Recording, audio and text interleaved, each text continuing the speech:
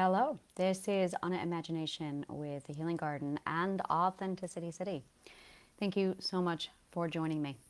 The reason why I built Authenticity City is because society is a mindset. The concept of the rat race is a mindset. The concept of the system and the patriarchy, these are all mindsets. These are all concepts. They're all abstract. They are very powerful abstracts. They are very powerful concepts and mindsets because our lives are literally inundated with them, no matter where we go or what we do. There are a select few people in my life who have reached the same conclusion and realization that I have. They wadded it all up, they threw it away, and they said, I'm done with that. And it changed the mindset. It put them in a place where they went, wow, look at that. I don't live within that mindset because you changed it. But for those who still live inside of it, they don't understand, for the most part, that it's actually a mindset, that you're in a rat race if you think you're in a rat race. You play by their rules if. Now, the biggest objection I get from people is money. We're going to shelve that for a minute. That's going to come later. I will be explaining that. But before we get to the money topic, I want to break down more about the mindset. With the rat race concept, the patriarchy, all of it, it's a concept of the whole system is literally built on a lose-lose situation. You can't win. You're not supposed to win. That's not what it's for. So they put you in a system where you're born into this mindset, and everybody in our lives, for the most part, is groomed to follow this mindset without question. Some people are so gung-ho about this mindset that they're abusive about it. In fact, a lot of people are abusive about this mindset. It's the concept of you have to conform, you have to obey, you have to do, you have to get the job, you have to. There's a whole lot of rules. Rules are actually a person's projection when they feel out of control. They don't feel like they can control their life, so they project their lack of control onto others using rules. Rules are literally nothing more than a person's projection of control onto another person. Because in a situation where you self-govern and in a position or a place where you are your own authority, there are no rules because the rules aren't required. Rules are a substitute for ethics. Rules are a substitute for personal ethics, for personal law. If you lack personal law, yeah, you need rules. So the goal should be to have your own personal laws. There is a very common belief out there among foundationals where a personal law is not something anyone can have. That people, quote, are not capable of having a personal law. That when left up to themselves, they have to be told what to do because they won't do it otherwise. This belief stems from the projection that they themselves require rules because they themselves do not have personal law, do not have ethic, and they don't self-govern. Yes, for a foundational, this is very true. A foundational is anyone who lacks the first four ethics in the stages of growth because they had real horrible parenting. They lacked the ability to stabilize and establish the first four stages of growth. So they never learned self-management, self-regulation. They never learned self-resourcefulness.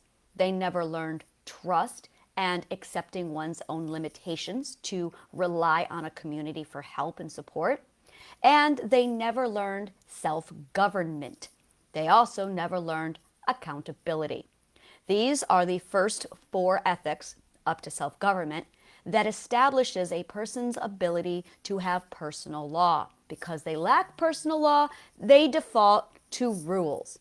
And that's when they start projecting their rules onto other people because they lack the first four ethics. Once you have the first four ethics, you stop being a foundational and you become what I like to call a cultivator.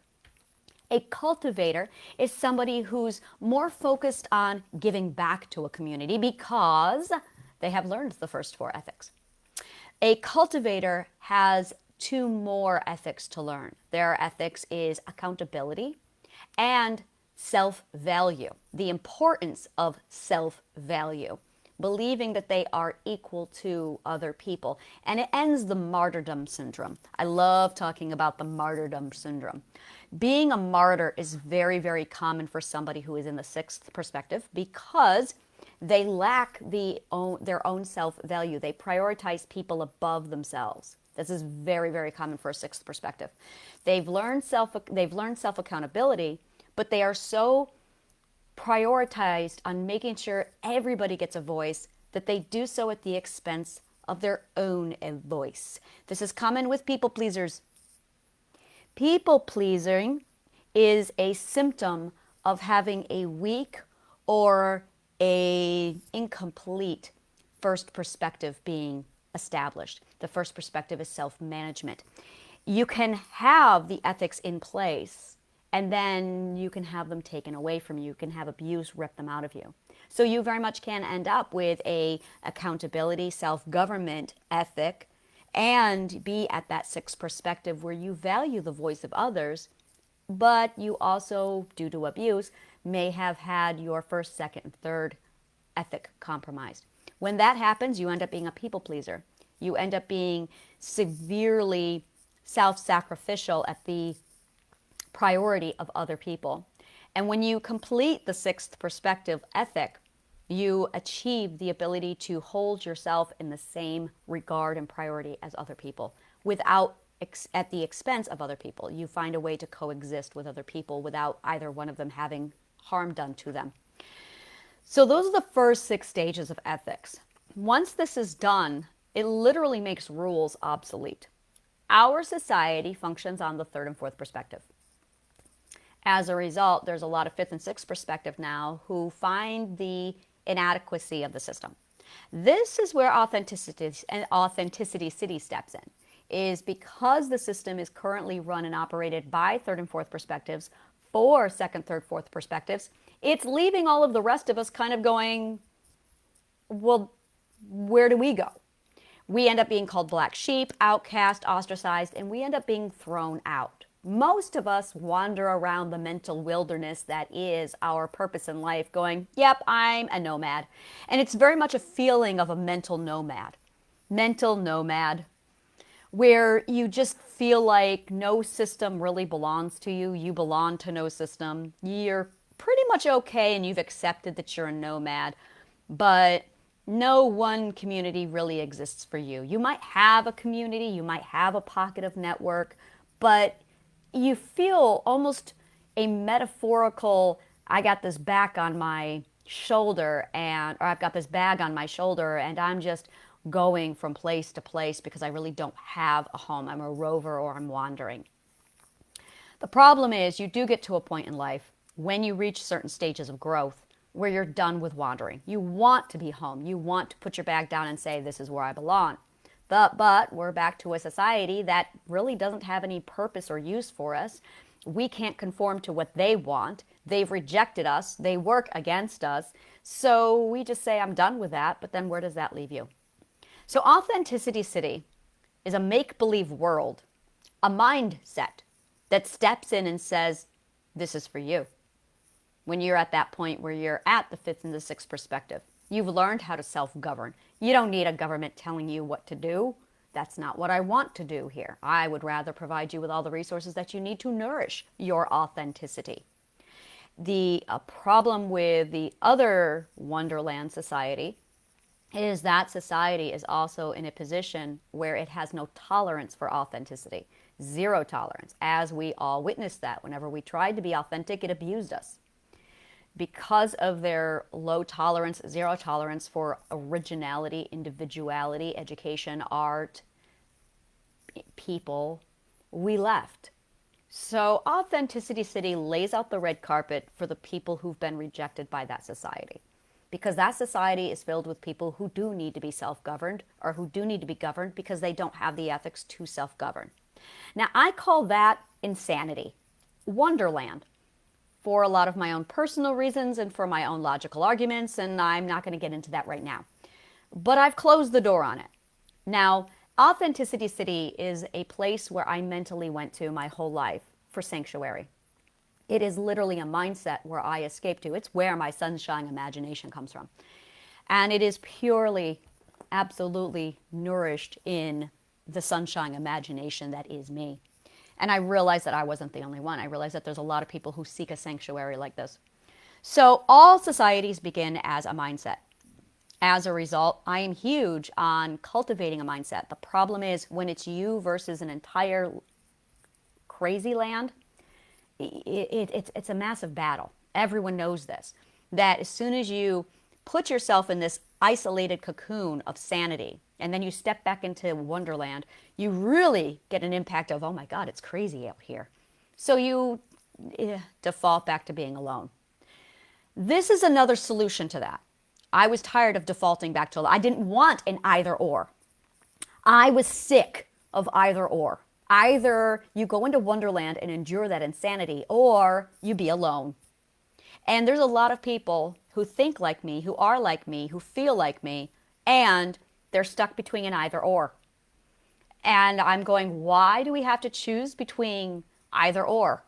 So Authenticity City slaps it down and says there's going to be another solution. There's going to be another option. You can have a community. It's going to be completely separate from that insanity, and you don't have to be alone. So that now it's a place where we all have the same ethics, we all have the same mindset, we are all grown up over here, we know how to be accountable, we know how to respect each other's perspective. We're not looking to rip apart each other's mindset, rip it all down and then feast off of it, take out the parts that's meant for us and then leave you to your mental mess of my abuse. We don't do that here because it's Authenticity City. And we're leaving that behavior over at Wonderland where they practice that. So it's a sanctuary outside of that mindset. It's a group of people. It's a community that supports the same mindset. So you don't have to tackle that mindset alone. So it's not you versus the world. It's going to be you and us versus them. And I don't really like competition. In fact, I hate it. Welcome to another trait of Authenticity City. Competition kind of doesn't exist here. It's more of a, I get that they've got their thing over there and that's good for them, but it's not good for me. So I'm not in competition with them. I just don't vibrate with that. So I'm over here with my own frequency, doing my own thing, living in peace. And I've invited you to join me because we have the same mindset, because we have the same goals. It's make-believe. It's imagination. And it's a mindset. And when you put all of that together, your authenticity, your psychological safety to be yourself, your mindset, where it's positive affirmations nurturing this new healthy concept, and your imagination running wild, allowing you to play and be free, yeah, it sets in. It changes you. The philosopher's compass is what Socrates started. He presented 4 questions as outlined in Plato's work. Who are we? Where are we? Why are we here? Where are we going? How did we get here? All those questions. The who are we? Where are we going? And why are we here? This is work that I continued and completed with the philosopher's compass. You have 3 parts to the identity. You have the I of I. This is all of the identity, the 3 parts. So the first part is the I of I. The I of I is you, the individual. It is the 6 parts of your mental factory. You are not one person, you are 6 parts. 6 people run your entire mind. 6 people run your mind. It is the 6-part mental system inside of you. That all accumulated is the I of I. Then you have the you of I. Your you is your relatives. It's your point of relativity. Now, for most of us, our relatives suck, or they were abusive. Most of our relatives come from Wonderland. And when you have an ethic that's different from your relative, they abuse you, they reject you, they judge you. It's called conditional belonging. And in most cases, when we become our own authentic self with different ethics than what's available in Wonderland, we're thrown away. which is why we're wandering around a mental nomad, is because our relatives have thrown us away because we can't conform to their ethics, because their ethics don't exist, or they're incomplete, or they're stunted, or they're underdeveloped. They might have two, if they have any at all. That leaves us in a different ethical stage of growth than where our relatives are. But as is true in cartography, science, mathematics, music, and philosophy, and in psychology, in order to know who you are, you have to have a point of relativity. This is why we have 2 points on a map. This is why there's 2 points, because you have to know who you are in relation to something else, so you know where you are. Same thing.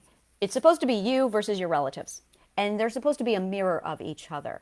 So that if ever you are lost and you need to remember who you are, you can just look back at your point of relativity, your relatives, and know exactly who you are. But when you uproot your point of your you of I, your point of relativity, you lose that reference. Now you are alone and stable.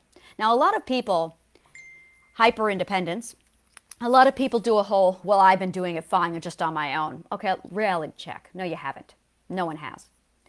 It's like a 3-legged stool with one leg going, I can be on my own. And you're doing this massive balancing act on one leg when you're a 3-legged stool.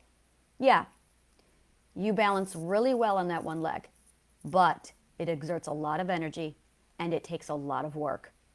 It would be easier if you had a point of relativity and a community. You are supposed to have 3 points. You are supposed to have the you of I, or I'm sorry, the I of I, the you of I, and the they of I. The they of I is the community, the people who pool all the resources together to give you the ability to thrive and nourish so that we all take care of ourselves. This is the 3 points of the identity, the philosopher's compass. I of I, you of I, they of I. You should have an I, yourself, the identity, who your relative point is, and you should have a community. This is that community. That's what Authenticity City is. It is the they of your philosopher's compass. So here, my goal is to provide you with resources that we can start pooling together. That way, if you're going through a bad time, now we're going to bring the money into it. That way, when you are going through a bad time, the community can step up and take care of you so you can do what you need to do for your mental health. Now, on paper, I'm putting all this stuff down. And I've got this all laid out. And all of this work is laid out based upon my awesome brain that I pulled from philosophy, psychology, and sociology, music theory, the arts, a whole lot of other stuff. And I crammed it into Authenticity City, and I laid it all out. Now, there's going to be people who come along, and they have said things to me like, well, that looks good on paper, but what you are not taking into account is that your experience is with foundationals. This is the land of visionaries and cultivators. You come from the land of foundationals. So yes, it's not going to work in a land of foundationals. And that's what you know. That's what everybody knows. I know about the mindset of cultivators, and I know about the mindset of visionaries. As a result, I have no doubt it'll work because it requires an ethical level of stages of growth in order to achieve, which is exactly what I'm accumulating here. People who understand the 5, 6 core ethics and who envision things like this, who understand the importance of the mindset, who nurture the importance of the mindset, the imagination, and the perspective, so they can comprehend when they look at the insanity that is Wonderland, a great example of don't. You can start putting together another concept, a different kind of system. This system doesn't have a government because you shouldn't have a government to govern people who can't self-govern. Actually, you can, you do, you need, which is what that insanity is. But then third-party perspectives got involved in the politics, and now you've got a lot of Lord of the Flies happening over there. Yeah, that's Lord of the Flies. So I'm stepping out of Lord of the Flies. I stepped out of the Lord of the Flies a long time ago and said, you guys can have your insanity. I'm going to do my own thing over here, which is what I'm doing. So you're here. You've joined me. Oh, thank God we have a community. So here's the plan. The plan is to start establishing basically the resources that we need to start cultivating this in the right direction. The first priority is healing and mental health. That is my first priority because people need to heal, and mental health is going to determine everything. This is something that they have not figured out yet over at Lord of the Flies.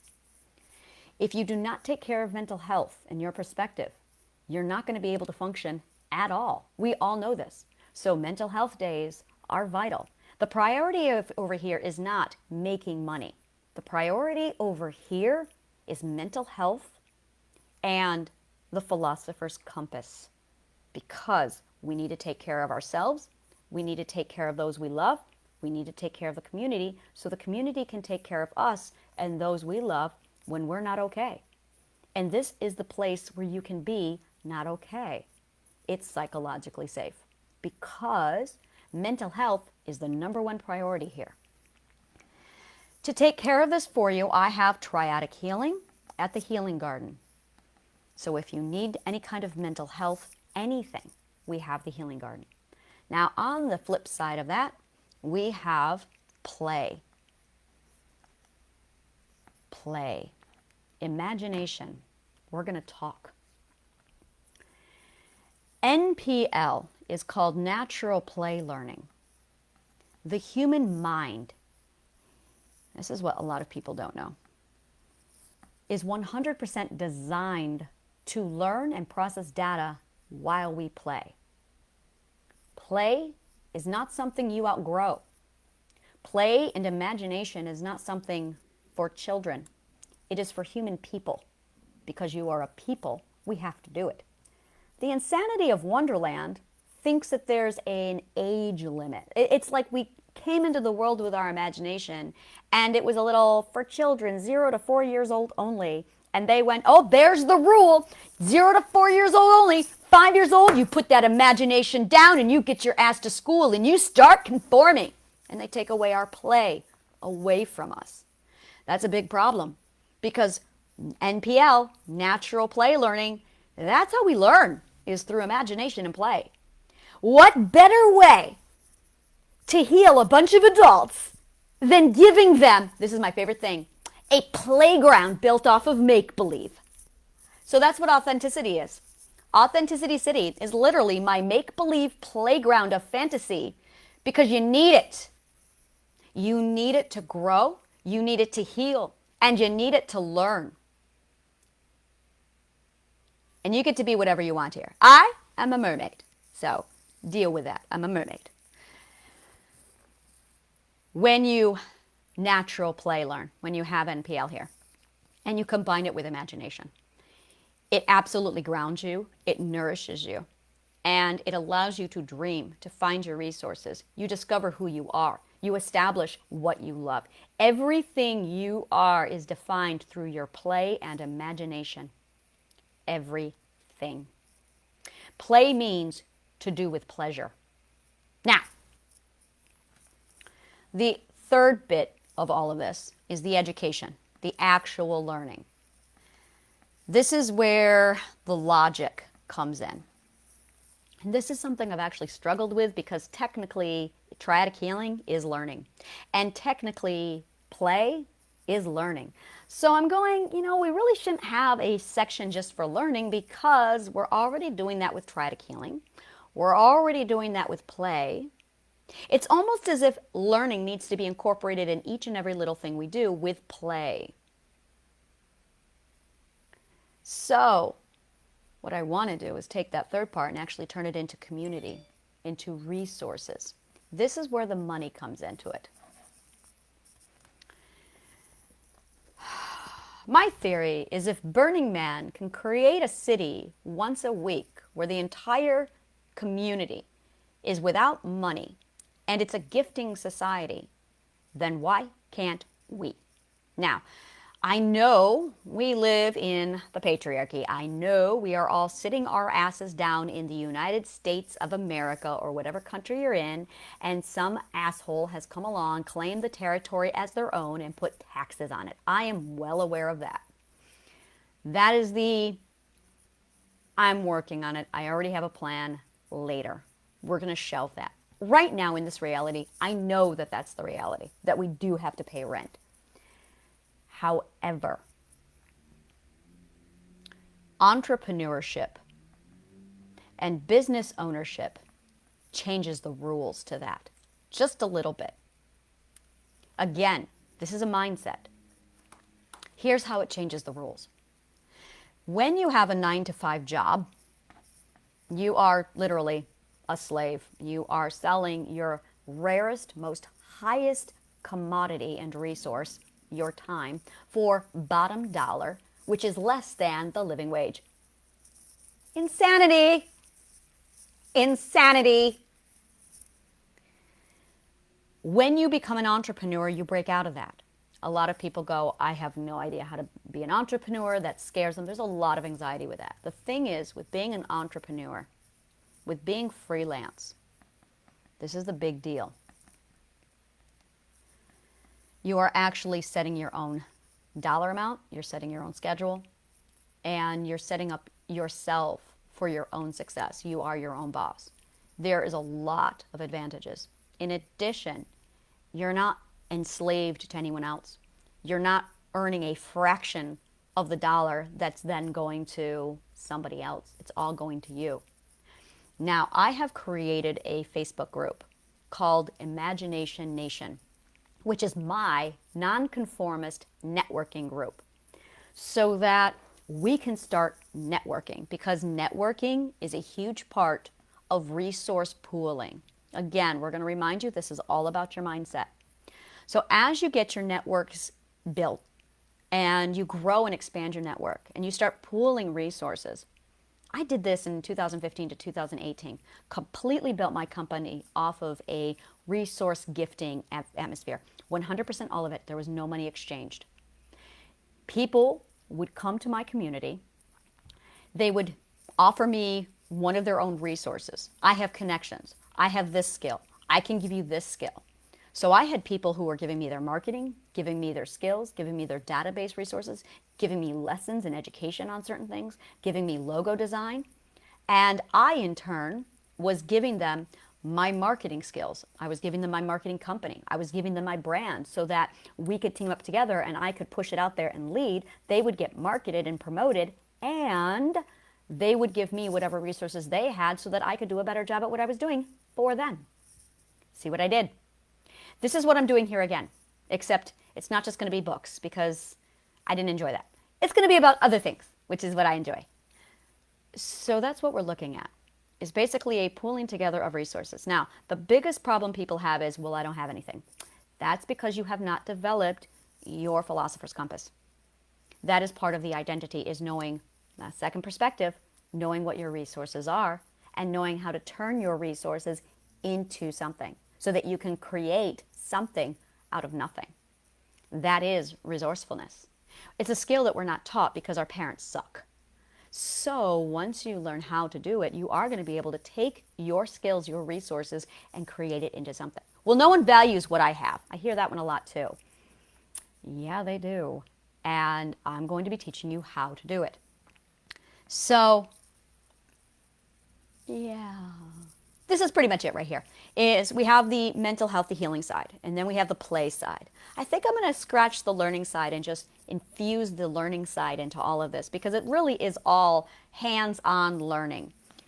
It's almost an apprenticeship, hands-on apprentice learning, which is the way it used to be. Hands-on apprentice learning. And then the resources and the community. So we're going to start with the networking, the resources, and the community. I really want to put this on a no money basis at this point for this particular area, because we're all new here. We're all starting to build. And if a monetary system is going to come into this, we'll take care of it later. I'll figure that out later. I'm still going through the I've been studying a lot on societies without a monetary system. A few people have talked to me about doing a time bank. I have a problem with doing a time bank because we're back to using our own time as a commodity. Time is not a commodity. Time is not something for sale. Time does not exist. It is a dimension. We are in the now dimension. That's the past dimension and that's the future dimension. It's just a dimension we're in. It's just the now dimension. It's not something that's a currency. This is a huge problem is time and money are used as currency. No, they never should have been used as currency. Absolutely not. And I'm just getting this out here right now. Control, money, time, and sex. These things are not a currency. I have to be a mom. I have to take this. Hello?